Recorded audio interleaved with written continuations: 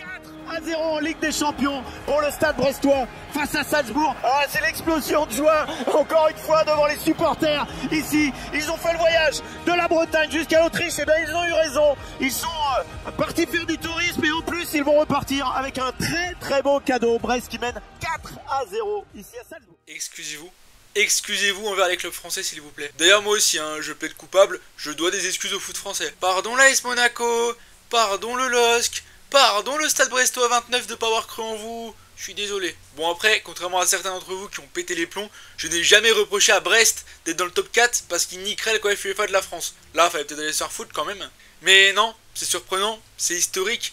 Qui aurait pu prédire ça? Que Monaco serait 3ème de Ligue des Champions, que l'AS Monaco serait 4ème de Ligue des Champions, que Lille serait dans le top 24 et que pas le PSG. Vous voyez, c'est comme si d'habitude les étudiants qui se tapent des 5, des 7, des 6, des 4, tout d'un coup se tapent des 17 et des 19 et qu'à l'inverse, l'intello qui maîtrise tout sur tout, il se tape 4 gamelles d'affilée. Et alors qu'on est à la moitié de cette phase de Ligue, parce que vous le savez, la Ligue des Champions cette année en 2024-2025 exit l'ancien format avec les phases de poule, etc., les relégations en Europa League, tout ça, c'est fini. Maintenant vous le savez, c'est une phase de Ligue avec 36 équipes, chaque équipe joue 8 matchs, 2 gros, 2 moyens, 2 plus petits et encore 2 plus petits. Et en gros c'est un championnat et les 8 premiers sont 8ème de LDC. De la 9ème à la 24ème place, il y a des barrages, en gros c'est un 16ème de finale, on va pas se mentir. Et le reste est directement dégagé de Coupe d'Europe. Il n'y a plus de relégation en Europa League et tout ça, ça c'est fini. Et donc, après 4 matchs, le Stade Brestois et l'AS Monaco sont déjà quasiment qualifiés. C'est pas une blague. Les Lillois, eux, ont 7 points, donc 3 de moins que leurs homologues Brest et Monaco, mais sont quand même dans le top 15 de la LDC, donc ils sont plutôt pas mal. Et vous allez me dire, mais où est le Paris Saint-Germain?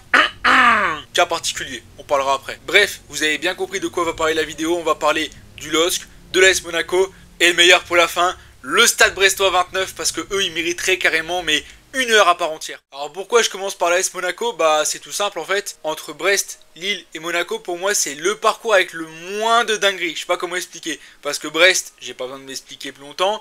Et Lille, il y a des dingueries quand même. On va garder ça pour un peu après. Monaco, c'est toujours un Kinder Surprise. On sait jamais ce que ça va faire en début de saison. C'est capable du meilleur comme du pire. Le problème de ce club, c'est qu'il y a très peu de stabilité.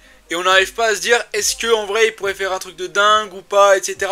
On a l'impression que chaque année, sur le papier, il y a le potentiel pour faire une super saison, pour aller titiller le PSG et faire un beau parcours européen, mais chaque année ça floppe. Et d'ailleurs, cette année en Ligue 1, c'est le cas. Ils vont faire des résultats de fou pour perdre contre Angers à domicile. Et cette année à Monaco, les transferts, ça échappe pas à la règle. Youssouf Fofana qui fait une saison pas trop dégueulasse, il part pour 20 millions à l'AC Milan. Mohamed Camara, pareil, il part à ses 24 ans en Star League à Al Sadd, c'est un peu dommage d'ailleurs. Le petit Félix Le Maréchal est parti au Racing Club de Strasbourg. Yamari Pan qui était là depuis un petit peu de temps, il est parti au Torino. Il y a eu aussi le prêt de Jacobs à Galatasaray, celui de Matsima à Augsbourg, celui de Boadou à Bochum. Et enfin, il y a Wissam Ben Yedder qui est parti libre au FC Prison. Et du côté des arrivées, c'est toujours ça qui me fascinera chez l'AS Monaco.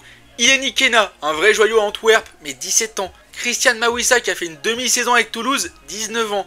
Lamine Camara de Metz, 20 ans. Les seuls joueurs qui sont arrivés avec un petit peu d'expérience à l'AS Monaco cet été, et c'est Jordan Tézé qui a 24 ans, mais bon, il a joué au PSV Eindhoven, c'était pas non plus l'expérience internationale de ouf. Et Thilo Kerrer, monsieur Penalty comme on l'appelait au Paris Saint-Germain, voilà, lui il a fait un petit peu plus de gros clubs, il vient de West Ham, il était à Paris, il a fait d'autres clubs en Allemagne. Il a 27 ans et surtout un petit peu d'expérience. Cette année le coach, ça n'a pas changé, c'est toujours Adi Hütter l'Autrichien, et je dis bien Adi Hütter et pas Adolf Hütter, puisqu'il y a certains journalistes qui, encore en 2024, ne sont pas au courant qu'il y a 2-3 ans ce mec a changé de nom pour des raisons qui me paraissent évidentes. N'est-ce pas mon cher Antoine Donarieix, pardon pour la prononciation de ton nom, qui n'hésite pas à mettre encore Adolf Hütter dans l'article d'Eurosport, alors que ça fait 2-3 ans même je crois qu'il a changé de nom. Et ben si Monaco perd des points un peu débiles en Ligue 1, en Ligue des Champions, c'est tout l'inverse. L'AS Monaco reçoit le FC Barcelone. Et je rappelle un détail qui n'est peut-être pas si mineur que ça, mais l'AS Monaco a battu 3-0 le FC Barcelone lors du match amical, le trophée Gamper qui est organisé par le FC Barcelone. C'est un détail, je sais, c'est un match amical, ça n'a pas forcément d'importance, mais quand même. Et ben ils ont récidivé. Déjà en Youth League, l'AS Monaco qui est pourtant mené 2-0 remonte à 2-2, le Barça revient à 3-2, et là l'AS Monaco qui remonte à 4-3. L'AS Monaco pulvérise les jeunes de la Masia du FC Barcelone, parce qu'on va pas se mentir, si le FC Barcelone est un des seuls clubs au monde, voire le seul club au monde, qui peut se permettre tous les 3-4 mois de manière complètement aléatoire de faire pop comme ça un joueur de 17 ans qui a un talent fou, c'est qu'il y a une réserve derrière qui doit être énorme. Mais ça, c'était que l'apéritif. Et à la surprise générale, alors que le FC Barcelone était invaincu et semblait invincible en Liga, ils étaient vraiment fort. Hansi Flick, il a fait du Barça une machine. L'AS Monaco va être tombeur de ce Barça là, 2-1. Sauf que là, il y a Magnès Akliouche et Ileni Kena, mais ils ont sorti le costard 3 pièces. Entre Akliouche qui met un golazo et Ileni Kena qui vraiment ne tremble pas son 1 contre 1, non vraiment... respect. Et il l'a dit au micro hein, d'ailleurs, hein, Ileni Kena, il a dit clairement on peut aller très loin. Mais derrière, Monaco nous refait du Monaco. Monaco prend qu'un point contre le petit Dynamo Zagreb. Non, je rigole. En gros, Monaco est venu à Zagreb jouer son deuxième match. Le Dynamo Zagreb menait 2-0 sur un terrain qui était dégueulasse, mais vraiment, j'ai jamais vu ça. Et malgré le 2-0, Monaco revient quand même à 2-2, gratter un point. Et vraiment, vu le calendrier qui va rester de Monaco, ils sont très bien inspirés de prendre des points là. Ensuite, il y a le match à Belgrade. Mais clairement... waouh, victoire 5-1 de l'AS Monaco. Depuis quand on a un club français hors Paris Saint-Germain qui pose ses couilles comme ça là, qui porte ses coronesses et qui vient clairement s'imposer? On a premièrement Minamino qui va fusiller le gardien, il est lancé pile poil au hors-jeu, vraiment super but. On a Thilo Kehrer qui, comme au Paris Saint-Germain, provoque un penalty parce que c'est Thilo Kehrer. Et Mbolo, ça y est, Bril Mbolo qui était un peu en perte de confiance, etc. Il venait d'une grosse blessure, il arrivait vraiment pas à retrouver son vrai niveau. Pétard dans les cages de l'Étoile Rouge de Belgrade. Et en parlant de pétard, Wilfried Singo les amis, non, 35 mètres. Pium! Ça part dans le but à une puissance, le gardien il peut rien faire. Derrière, Minamino et Akliouche vont plier le match, 5-1, victoire avec la manière. Et enfin, il y a le match à Bologne, alors ce match là un petit peu moins abouti, mais des fois en Ligue des Champions, il faut savoir prendre les points. Même si tu fais pas le meilleur match de ta vie, etc., il faut savoir prendre les points. Monaco à Bologne, ils viennent, ils font pas un match de fou, 0-0, 87 minutes, corner, Thilo Kehrer. Et ça se termine comme ça, victoire 1-0 de l'AS Monaco à Bologne sur un but de Thilo Kehrer. L'AS Monaco a 10 points. Déjà premièrement merci. Merci de nous prouver que l'AS Monaco n'est pas en Coupe d'Europe resté bloqué à l'année 2016-2017 où Kylian Mbappé explose. Et surtout, ils avaient bien fait de les prendre ces points-là parce que quand même le calendrier derrière, c'est réception de Benfica, ils vont à Arsenal, ils vont recevoir Aston Villa qui a un vrai morceau cette année et ils vont aller à l'Inter. Autrement dit, le calendrier s'annonce très compliqué, mais voilà. Monaco est pour l'instant quasi assuré à 99,999% d'être dans le top 24. Voilà, au calme. Et on va passer au LOSC maintenant. Et le LOSC c'est surtout s'aborder en fin de saison, hein, parce qu'en vrai ils avaient quasiment dans les mains la qualif directe en Ligue des Champions. Bon, ils passeront par un barrage parce qu'ils perdent des points un peu stupidement, surtout contre Nice. Bon, de l'autre côté c'est Brest hein, qui hérite du coup de la place directe. Tant mieux pour eux parce que je sais pas s'ils auraient passé les barrages. Et au troisième tour préliminaire, le LOSC se tape un adversaire de taille, le Fenerbahçe de José Mourinho. Oui oui. Le Special One entraîne à Fenerbahçe. C'est pas une vanne. Et cette double confrontation là, mais c'est le football. Lille va ouvrir la marque grâce à un CSC des Turcs. À la 80e minute, le Fenerbahçe va égaliser. Ils vont se dire ça y est, on a gratté le 1-1, on a fait le plus dur. Sauf qu'à la 80e minute, Edon Zegrova va remettre les pendules à l'heure. Superbe frappe, 2-1 pour le LOSC. Même si ça reste un résultat dangereux, c'est quand même toujours mieux 2-1 que 1-1. Et au match retour, le LOSC va tenir le 0-0 tout le match. Et encore à la 80e minute, fait de jeu, Lille encaisse un but. Et ce coup-ci, c'est à leur tour de prendre un CSC. Alors que c'était un CSC pour les Turcs le tour d'avant. Et Mandi est complètement con, ça change pas de quand il était en Espagne. Il prend un carton rouge débile, parce qu'on connaît très bien Issa Mandi, hein, le mec qui a fracassé la cheville de Joe Félix et d'Ansu Fati. Sauf que la délivrance pour le LOSC, penalty pour le LOSC dans les dernières minutes du match. Jonathan David porte ses couilles, le marque et c'est fait, le LOSC va en barrage et ce sera le Slavia Prague qui sera opposé au LOSC. La double confrontation elle est un petit peu plus simple à gérer pour le LOSC que celle du Fenerbahçe. Et Lille se qualifie aussi à son tour en phase de poule de Ligue des Champions. Oui, pour la première édition de la LDC à phase de Ligue, les clubs français seront 4 dans cette ligue. Sauf que Lille va commencer à dérailler, défaite au match retour contre le Slavia Prague, défaite contre Paris, défaite contre l'AS Saint-Etienne, et premier match de LDC, défaite contre le Sporting Portugal. Alors à ce moment-là, on connaissait un petit peu Gyökeres, enfin peut-être pas le grand public, mais quand même les gens qui s'intéressent un peu au foot connaissaient Victor Gyökeres. On savait que c'était une terreur et qu'il marquait à tous les matchs ou qu'il était décisif à tous les matchs. Sauf que Lille est vraiment pas bon, André Gomez prend un carton rouge, c'est le premier carton rouge de l'histoire de la LDC. Mais à ce moment-là, on savait pas que le Sporting ça allait être une terreur totale, puisque derrière ils ont notamment mis 4-1 Manchester City, hein, donc on peut pardonner le LOSC pour cette erreur. Mais on se connaît, on se dit le LOSC commence à faire de la merde et comme tous les ans ça va être pareil, les clubs français vont choke, etc.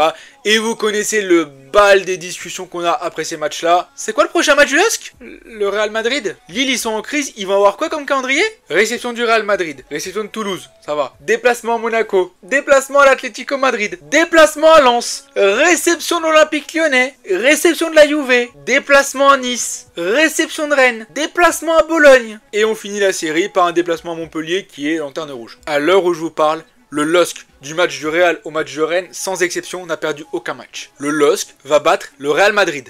Je répète, le club qui vient de gagner la Ligue des Champions s'incline à Lille. Quand tu voyais le LOSC en pleine dépression affronter le Real Madrid, tu te disais pas « oui, Lille va le faire ». Non, mais pas grand monde y croyait. Peut-être éventuellement un nul grand max, mais pas plus. Et c'est Jonathan David qui bien sûr fait exploser tout un stade sur cette victoire-là, parce que derrière le LOSC va tenir, Zegrova il fera le match de sa vie, tous les Lillois feront un match de fou vraiment, Vinicius, Bellingham et compagnie ne pourront rien faire, 1-0 défaite du Real Madrid, et après avoir battu le Real Madrid, maintenant imaginez le LOSC, ils vont à Madrid, ils mettent une équipe bis, et ils gagnent le match contre l'Atlético, tiens. Imaginez juste la folie. Lille va gagner 3-1 avec une équipe bis à Madrid. C'est pas une vanne. Lille aura plein de blessés. Genesio parlait même de faire tourner à Madrid parce qu'il y avait le match de Lens, etc. Enfin, le calendrier était surchargé pour les pauvres Lillois. Genesio a battu Ancelotti et Simeone en 3 semaines. Je ne vais pas revenir en 4K sur ce match face au LOSC. Alexander Sørloth, le numéro 9 de l'Atlético cette année-là, il fait de la merde, il rate 48 000 occasions, mais j'ai cru qu'il avait fait un pari sur Sørloth ne marque pas aujourd'hui. Cote à 2,40, je sais pas, mais c'est pas possible. Et d'ailleurs, je vais pas me cacher derrière l'arbitrage, on devait gagner ce match. Point. Oui, on s'est fait baiser la gueule parce qu'il y a un penalty imaginaire qui a été donné au LOSC à 1-1. Mais si Sørloth avait une finition juste potable, il y a 2-3-0 à la mi-temps, c'est terminé. On n'a pas tué les dogs, bah ils nous ont mordus. Et le LOSC, pour le 4ème match de LDC, reçoit la Juve. C'est un match un petit peu compliqué, mais les dogs ne meurent jamais. Les dogs avaient du mordant encore. 1-1 contre la Juve, le LOSC gratte un 7ème point dans cette Ligue des Champions, le LOSC est 14ème de cette LDC, bravo. Le calendrier restant, le LOSC va se déplacer à Bologne, alors en vrai Bologne qui a fait une grosse surprise la saison passée, bah c'est plus les mêmes joueurs, il n'y a plus le même coach, etc, c'est plus aussi fort qu'avant. Après ils vont recevoir le Storm Graz, c'est jouable. Ensuite, ils vont aller à Liverpool, bon, je pense que là il faudra pas espérer grand chose malheureusement pour eux. Et enfin, ils recevront le Feyenoord, donc là en vrai il y a peut-être des points à prendre. Bref, après l'AS Monaco, après le LOSC, passons au club qui vous a fait cliquer sur cette vidéo, le Stade Brestois. J'ai pas de mots pour eux, j'ai pas de mots pour décrire la magie, j'ai pas de mots pour décrire ce que je ressens. Le Stade Brestois, c'est pas mon club, j'ai absolument aucun lien avec le club, mais si quelqu'un d'entre vous m'explique qu'il a rien ressenti avec le parcours des Brestois cette année, allez faire du golf. Sans volonté de dénigrer un sport, hein, mais allez faire un sport plat, un sport calme, un sport sans émotion. Allez faire, je sais pas quoi, du golf, allez faire de l'équitation, je sais pas, mais lâchez le foot. Votre seule excuse, c'est si vous êtes club rival de Brest, bon, si vous êtes Lorientais, je peux, ok. Mais tu ne peux pas être un Français normal et n'avoir rien ressenti pour Brest. C'est pas possible, c'est juste pas possible. Je vous fais un rapide topo. Brest l'a fait l'année dernière, Brest s'est qualifié en étant 3ème de Ligue 1, le meilleur classement de l'histoire du club, c'est la première qualification de l'histoire du club à la Ligue des Champions, voire peut-être même d'une Coupe d'Europe. Ce qu'a fait Eric Roy en reprenant ce club qui était au bord de la Ligue 2, moi voilà, j'applaudis clairement, tout mon respect. Et la fin de saison a été compliquée pour eux, ils avaient plein de blessés dans tous les sens, il y avait les Smelou qui s'étaient fracturé le péroné carrément, enfin c'était très compliqué. Et pourtant, ils vont aller gagner 3-0 à Toulouse. Et il y a Jordan Amavi qui va claquer un coup franc alors qu'il a été titularisé que pour la première fois de la saison. Je pensais pas revoir l'ancien Marseillais comme ça claquer des coups francs là au KLM. Et si vous me demandez plus d'explications à comment Brest a fini 3ème de Ligue 1, je vais vous rediriger vers Eric Roy. Il l'a dit lui-même, le football a ses raisons que la raison ignore. Sauf que vous vous en doutez bien, à Brest c'était pas prévu du tout que le club se qualifie pour une coupe d'Europe, hein, ils n'avaient pas anticipé ça. Donc il a fallu essayer de faire un mercato, etc. Il a fallu essayer de retenir des joueurs, mais forcément il y avait des offres. Et le Stade Brestois ne pourra pas éviter le départ de Jérémy Le Doiron vers Palerme en série B pour 4 millions. Achraf Dari, le défenseur central qui part en première ligue égyptienne, c'est un peu dommage pour le coup. Steve Mounier bien sûr, le grand numéro 9 de cette saison là qui part à Augsbourg. Karamoko Dembélé va partir à QPR. Et surtout aussi, Lilian Brassier va quitter le Stade Brestois pour l'Olympique de Marseille. C'est un prêt avec option d'achat, enfin bref. Mais le Stade Brestois va quand même récupérer des joueurs. Et ça, j'avais vraiment pas confiance parce que le Stade Brestois a commencé extrêmement tard son mercato. Mais ils ont réussi à ramener du monde. Ils ont récupéré pour 4,50 millions Mama Baldé de l'Olympique Lyonnais, Kamori Doumbia du Stade de Reims, Ludovic Ajorc en provenance de Mayence en prêt, le Cardinal de Lens, Aïdara également de Lens. Et ils ont fait pas mal de prêts. Romain Fèvre de Bournemouth, même si c'était un peu contesté par les Brestois parce qu'il y a eu des histoires quand il était à Lorient, etc. Abdallah Sima, l'ailier droit, alors il joue à gauche cette année à Brest, mais il vient de Brighton. Soumaïla Koulibaly qui lui provient du Borussia Dortmund. Ibrahim Salah qui est prêté par le Stade Rennais. Edmilson Fernandez qui est également prêté par Mayence. Abdoulaye Ndiaye qui est prêté par Troyes. Bref, le club breton se démerde, arrive à construire une équipe, et vu que cette équipe pour moi doit être ancrée dans le marbre, je vous ai fait une équipe, un petit 11 des joueurs qui ont joué cette saison en Ligue des Champions. On a bien sûr sûr Ludovic Ajorc, l'ancien de Strasbourg et de Mayence qui est en numéro 9 de cette équipe, qui remplace Steve Mounier. Il y a Ibrahim Salah qui est prêté par Rennes, qui rentre de temps en temps plus en second attaquant. Il y a Abdallah Sima, alors de base c'est un ailier droit. Quand j'ai fait mes recherches pour cette vidéo, je me suis dit mais attends, c'est un ailier droit ou un ailier gauche? Il jouait plutôt ailier droit, mais en vrai, même à Brighton il était utilisé un petit peu partout. Mais là à Brest, Eric Roy le fait jouer à gauche. Après à droite il y a quand même pas mal d'options à Brest, donc en vrai c'est pas la priorité. En sub, Kamori Doumbia qui rentre de temps en temps, qui fait du bien à cette équipe. À droite, Romain Del Castillo forcément, qui est d'ailleurs le meilleur buteur, meilleur passeur du Stade Brestois à l'heure où on se parle en Ligue 1. Et Mama Baldé qui, vous le connaissez, est un numéro 9 qui venait de Lyon, mais il peut jouer sur un côté aussi, voilà, il va surtout jouer côté droit sur cette saison-là. Le milieu de terrain, alors bien sûr c'est Les Melou qui est titulaire de base, mais vous savez il est blessé, il a eu la fracture du péroné l'an passé, et là il s'est reblessé, donc il n'a pas joué tous les matchs. Et Edimilson Fernandez a joué plus de minutes que Les Melou, donc je l'ai mis en premier dans la composition. Mais je vous ai mis Les Melou quand même en gros parce qu'il méritait d'être là. Mady Camara, bien sûr, l'ancien stéphanois, avec Jonas Martin derrière en sub, Hugo Magnetti pour le milieu gauche, et la défense elle tient bien, Aïdara, Koulibaly, Chardonnay, Kenny Lala. Oui, Kenny Lala, le mec de Strasbourg, qui était ultra fort il y a quelques années. Et bien sûr, Marco Bizot, qui a fait une saison sensationnelle l'an passé. Sur pas mal de stats, il faisait partie des meilleurs gardiens d'Europe, et je pèse mes mots parce que c'est factuel en fait. C'était un des gardiens qui faisait le plus d'arrêts en Europe. Après il a 33 ans, donc c'est peut-être pour ça aussi qu'il est pas parti, parce que moi j'avais peur qu'il parte en premier du mercato. Mais c'est vrai que Brest qui a récupéré Sima, Ajorc, etc. c'est des bonnes options. Et en plus de ça, ils ont réussi à garder des Del Castillo, des Mady Camara, des Hugo Magnetti, Chardonnay, etc. Donc en vrai, bonne chose. Et le Stade Brestois écrit l'histoire. Le 19 septembre, ils jouent leur premier match de Ligue des Champions, c'est contre le Storm Graz. Et à la 23e minute, le Stade Brestois écrit l'histoire de son propre club.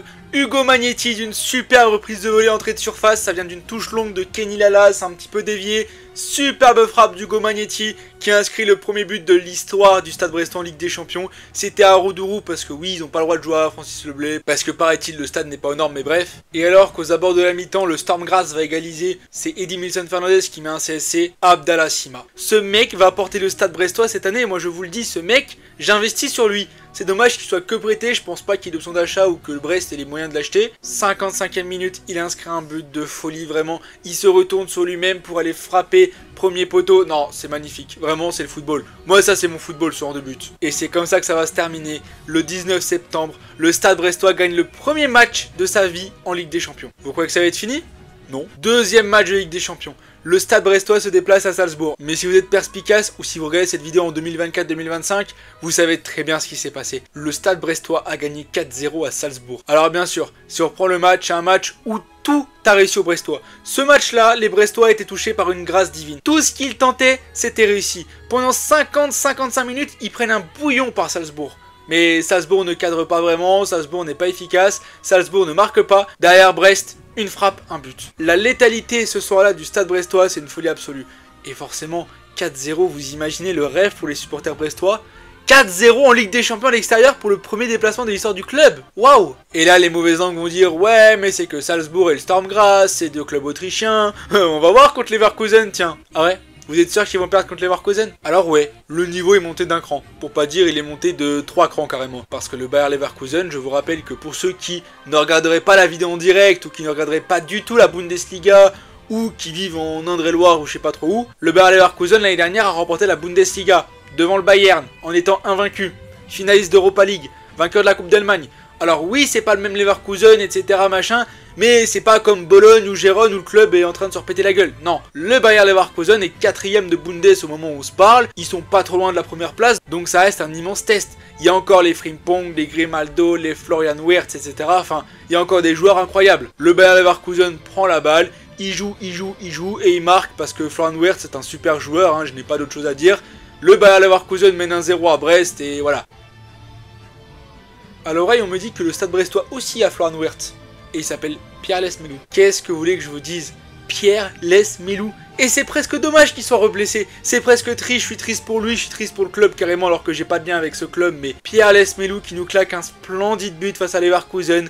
L'égalisation de Brest. Et Brest va faire mieux que ça. Brest ne va pas mettre un but ou subir tout le temps. Brest va mettre en danger Leverkusen. Ludovic Ajorc va frapper. Sima se fera des occasions aussi. Et c'est déjà bien sûr un immense exploit. 7 points en 3 matchs pour le Stade Brestois. Qui aurait pronostiqué ça? Si je vous avais dit face caméra que le Stade Brestois aurait 7 points avec ce tirage-là en 3 matchs, vous m'auriez clippé ça, vous auriez mis ça sur Twitter, j'aurais pris une sauce, ça se serait foutu de ma gueule, les gens m'auraient boycott, auraient signalé ma chaîne, carrément, j'aurais disparu. Et pourtant la magie opère, le Stade Brestois prend 7 points, et il leur reste encore un match au Sparta Prague. Ils vont quand même pas continuer. Mais bien sûr qu'ils vont continuer. Mais bien sûr que le Stade Brestois s'imposait de 1 au Sparta Prague. Mais bien sûr que pour le 4e match de LDC, Brest aura fait 3 victoires et un nul. Vous croyez quoi? C'est le Stade Brestois. C'est des pirates les mecs. Vous savez, à ce niveau-là, j'ai plus d'explication rationnelle. Je reprends ce qu'a dit Eric Roy. Le football a ses raisons que la raison ignore. Ces mecs-là sont en train de vivre une aventure hors du commun. Je ne sais pas ce qu'il y a dans leur tête. Je ne suis pas devin, je ne suis pas dans le vestiaire, je ne suis pas dans leur lit, je ne suis pas dans leur maison, je ne suis pas dans leur vie. Vous imaginez juste, vous êtes footballeur au Stade Brestois. Certains n'ont jamais été dans un club plus grand que le Stade Brestois. Et sont en train de vivre un rêve de gamin. Et vous voulez vous marrer 2 minutes ? Le Stade Brestois n'est qu'à 3 points à l'heure où on se parle de la relégation en Ligue 1. Ils se sont fait exploser à Auxerre 3-0. Ils ont perdu 3-1 à Montpellier qui est pourtant relégable, qui est vraiment au fond du trou cette année. Brest en Ligue 1 n'est pas bon.